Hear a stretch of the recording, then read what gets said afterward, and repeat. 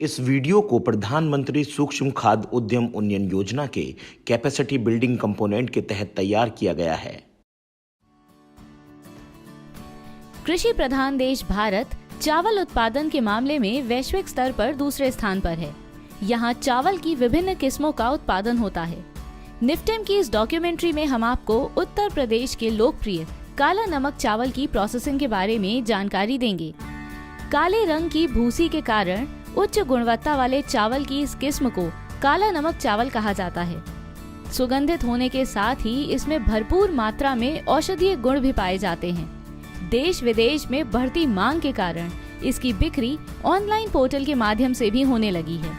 काला नमक चावल की विशेषता ये है कि ये सामान्य तौर पर जैविक खेती के माध्यम से उगाया जाता है, मतलब इसके उत्पादन के लिए केमिकल फर्टिलाइजर्स और केमिकल पेस्टिसाइड्स का उपयोग नहीं किया जाता है। यूनाइटेड नेशंस के फूड एंड एग्रीकल्चरल ऑर्गेनाइजेशन ने पूरी दुनिया के बेहतरीन चावल की किस्मों पर लिखी अपनी किताब स्पेशलिटी राइसेस ऑफ द वर्ल्ड में यूपी के काला नमक चावल को प्रमुखता से स्थान दिया है।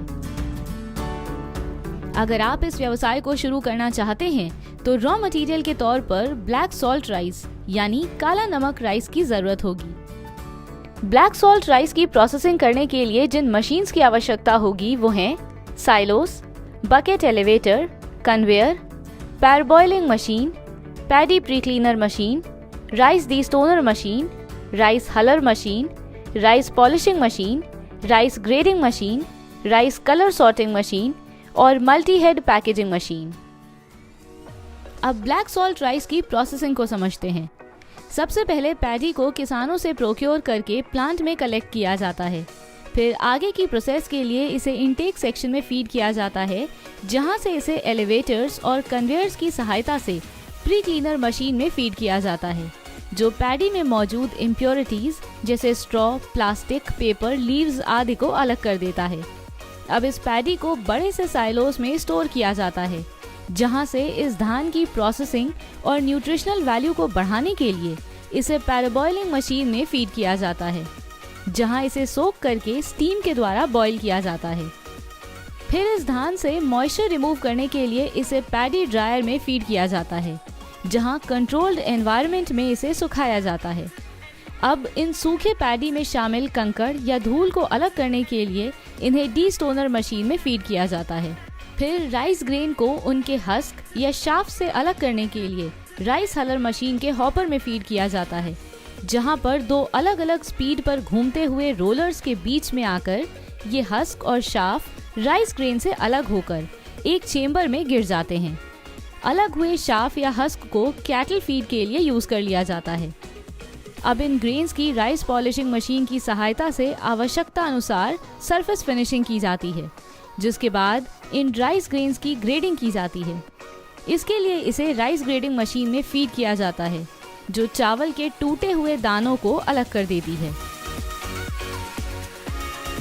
आखिर में इन राइस ग्रेन्स को उनके कलर ग्रेडिंग के लिए राइस कलर सॉर्टिंग मशीन में फीड किया जाता है, जहां पर एक high speed camera rice grains को उनके कलर इंटेंसिटी के हिसाब से अलग कर देता है। फिर इन्हें पैकेजिंग के लिए मल्टी हेड पैकेजिंग मशीन में फीड किया जाता है और पैक करके मार्केट में सप्लाई के लिए भेज दिया जाता है। Process recap.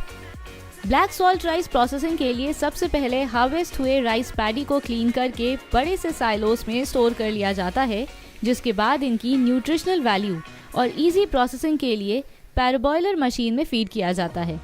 फिर पैडी को ड्राई करके इसके हस्क और शाफ्ट को अलग करने के लिए इसे राइस हलर मशीन में फीड किया जाता है। अब इस राइस ग्रेन की पॉलिशिंग करके इसकी ग्रेडिंग की जाती है। फिर इन्हें कलर सॉर्टिंग मशीन में फीड कर इनको कलर के अकॉर्डिंग सॉर्ट कर लिया जाता है और फिर पैक करके मार्केट में सप्लाई कर दिया जाता है। ब्लैक सॉल्ट राइस प्रोसेसिंग व्यवसाय को लगभग 6 से 8 वर्कर्स के साथ शुरू किया जा सकता है।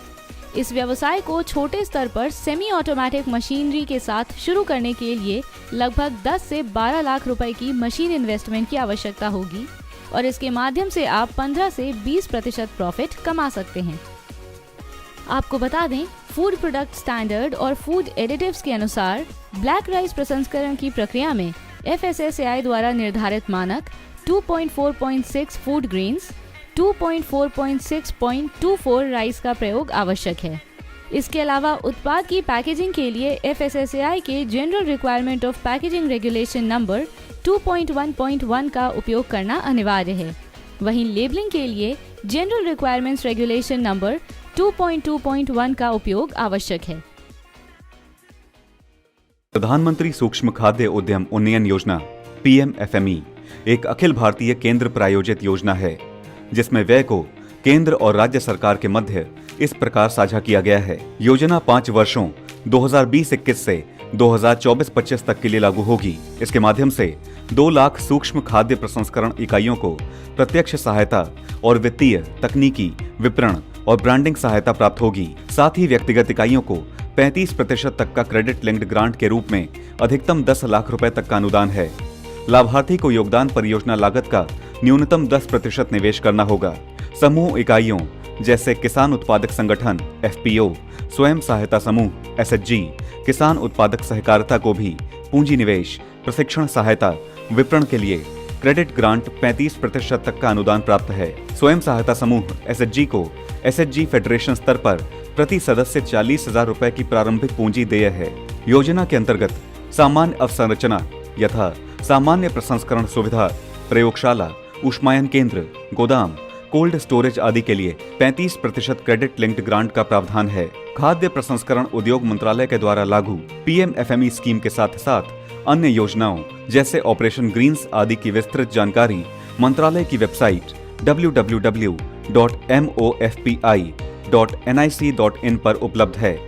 PMFME एवं ऑपरेशन ग्रीन्स योजनाओं की जानकारी हेतु आप 0130-228-1089 नंबर पर संपर्क कर सकते हैं।